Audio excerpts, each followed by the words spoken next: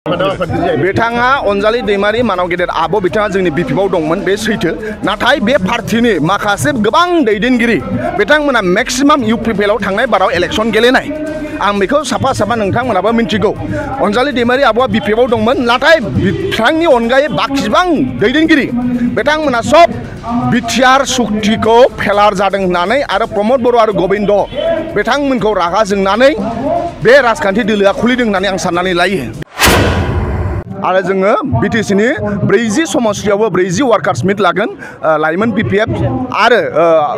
आइजो गांखं आरो बिएसइउनि दिनै जों मुसलपुराव फैदों आं दिनै बेखौनो बुंनो लुगैदों दिनै जोङो जोंनि थाखाय बिराद लाजिथावथाव बाथ्रा आरो जों बिराद मा होनो जोंहा आसाम सरकारा गुणोत्सव जे रिजाल्ट होदों डिस्ट्रिक्ट वाइज रेंकिंआव बिटिसिआ बयनिफ्राय लास्टआव थाहैदों मानो थाखाय लास्टआव थानो गोनां जाखो मानोना बिटिसिनि इडुकेसन डिपार्टमेन्टखौ मानाव गेदेर प्रमद बर' सारानो नायदोंमोन बिथांमोनहा दिनै केयार खालामाखै अबे स्कुलाव फोरोंगिरि नांगौ अबे स्कुलाव फोरोंगिरि गैया बिथांमोनहा बेखौ केयार खालामाखै प्रमद बर'आ अबे स्कुलाव साइन्स टिचार गैया अबे स्कुलाव बिजाब मोनाखै फरायसालिफ्रा बोरै सोलिदों बेखौ खबर लाया प्रमद बर'आ खबर लायो अबे दैमानिफ्राय बेसे अन्थाइ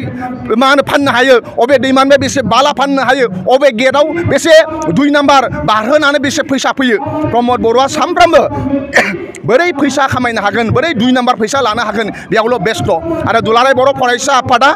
अराय मा होनो मानाव गेदेर प्रमद बर'नि दैदेननायाव बिथांमोनहा राजनितिकआव बांसिन गोसो होनानै फरायसालिफ्राव सिंगल टिचार बिराद दङ माखासे फरायसालियाव फोरोंगिरि गैया बिजाब गैया क्वालिटि इडुकेसनाव खामानि मावनांगौमोन सोलोंथाइनि सायाव गोसो होआमालासिनो राजनितिकआव बांसिन बारसोमनायाव बे जोंनि थाखाय दुखुनांथाव बाथ्रा आरो दिनै प्रमद बर'आ सोलोंथाइयाव जिर' जादों होननानै आं सानो ओंखायनो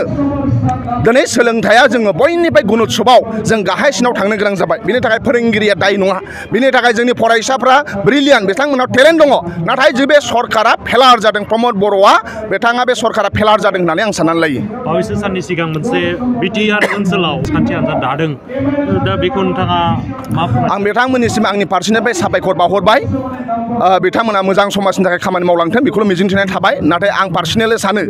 जाय बिथांमोना गोदानै राजखान्थि खुलिदों बिथांमोना मेक्सिमाम दैदेनगिरिफ्रा इउपिपिएलनिफ्राय फैनाय गोविन्द ग्रुपनि आरो रन्जन दैमारि सार ग्रुपनि बिथांमोना मेक्सिमाम इउपिपिएल आरो आं सानो बिटिआर सुक्तिया टटेल फेलार जानायनि थाखाय माखासे सागानगिरिफोरखौ केयार लायाखै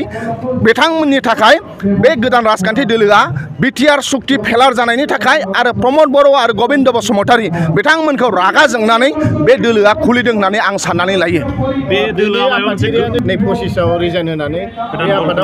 बिथाङा अनजालि दैमारि मानाव गेदेर आब' बिथाङा जोंनि बिपिएफआव दंमोन बे सैथो नाथाय बे पार्टिनि माखासे गोबां दैदेनगिरि बिथांमोना मेक्सिमाम इउपिपिएलआव थांनाय बाराव इलेक्शन गेलेनाय आं बेखौ साफा साफा नोंथांमोनाबो मिन्थिगौ अनजालि दैमारि आब'आ बिपिएफआव दंमोन नाथाय बिथांनि अनगायै बाखिबां दैदेनगिरि बिथांमोना सब बिटिआर सुक्तिखौ फेलार जादों होननानै आरो प्रमद बर' आरो गोविन्द बिथांमोनखौ रागा जोंनानै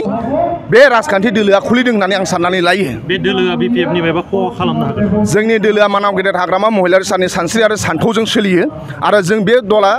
बिथांमोनहा जेबो जोंखौ खहा खालामनो हागोन होननानै जों सानाखै इभेन प्रमद बर'आनो जोंखौ खहा खालामनो हाया मानाव गेदेर प्रमद बर'आ हारसिं इलेक्शन गेलेगोन होनलाय बिथांमोना हारसिं इलेक्शन गेलेगोन होननानै बुंनानै लानो हाया ओंखायनो प्रमद बर'आ जुदि गावखौ हेभि वेट लिडारब्ला बे 2025 जानो गोनां बिटिसि इलेक्शनाव हारसिं गेलेगोन होनलाय बिथांमोना होननो हाया मानोना आं सानो जेला आलदा आलदा गेलेजोबगोन होमबा इउपिपिएलनाव 20% भट दङ 20% भटखौ लानानै माब्लाबाबो सरकार दानो हाया बेबाराव हाग्रामा महिलारि दैदेननायाव माने बिपिएफ सरकारा फैगोन ना रोखा बे 100% रैखा मानोना रायजो राजा थांखि लाबाय दिनै प्रमद बर'खौ सेंग्रा सिख्लाया दुखु मोनो दखानदारफोरा दुखु मोनो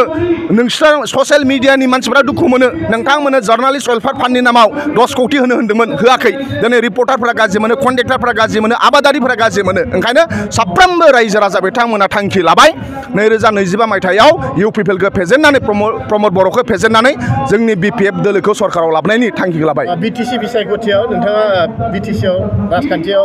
बिजाथिखौ सोंगोन नामा बे आंनि खाफालनि खोथा आरो मानाव गेदेर हाग्रामा महिलारि सार दिनै नङा गाबोन रायजो राजाया अनसायोब्ला आरो इसोरा जुदि खाबु होयोब्ला बिटिसिनि रायजो राजाखौ अराय सम सिबिनो थाखाय आरो बिथांमोननि जानानै खामानि मावनो थाखाय आं राजि टिकेट मोनोबा गेलेगोन नामा ए इसोरनि खोथा आरो खाफालनि खोथा नाथाय आं गावखौनो ससियेल वार्कार आइ एम दा सार्भेन्ट of the people of BTC आं अराय सम मा होनो रायजो राजाखौ सिबिलांगोन आरो जेला खाफाल गेवगोन जेला दायित्व होगोन मानाव गेदेर हाग्रामा महिलारि सारा बे दायित्वखौ गोसो गोरबोयै आजावनानै बिटिसिनि रायजो राजा बिथांमोनखौ आं सिबिलांगोन। Thank you.